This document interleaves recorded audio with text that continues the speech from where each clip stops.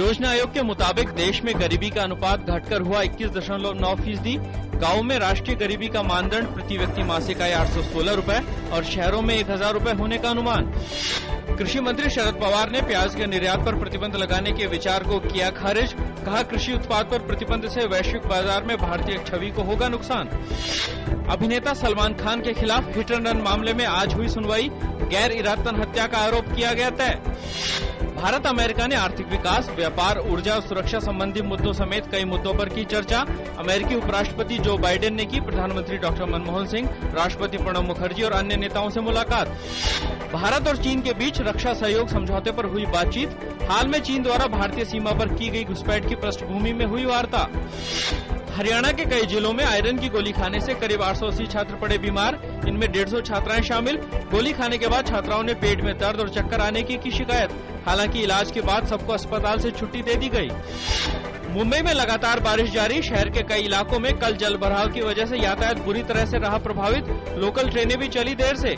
ठाणे और रायगढ़ में भी ऐसे ही हालात। आंध्र प्रदेश में उत्तरी तेलंगाना और तटीय इलाकों के अनेक भागों में भारी बारिश और बाढ़ की वजह से जनजीवन बुरी तरह से प्रभावित। तटीय निचले इलाकों में बसे गांवों के करीब 10,000 लोगों को शरणार्थी शिविरों में रखा गया। हालांकि गोदावरी और उसकी सहायक नदियों के जलस्तर में आई है कमी।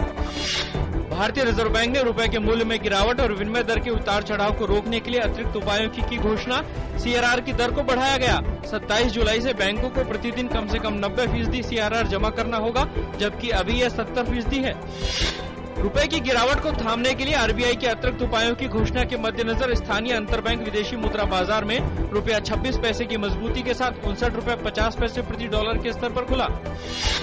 RBI की रुपए को थामने की गिरावट के लिए अतिरिक्त नकदी कम करने की पहल की घोषणा के मद्देनजर बम्बई शेयर बाजार का सेंसेक्स आज के शुरुआती कारोबार में 76 अंक की गिरावट के साथ 20,226 पर खुला। निफ्टी भी 38 अंक गिरकर 6,040 पर खुला।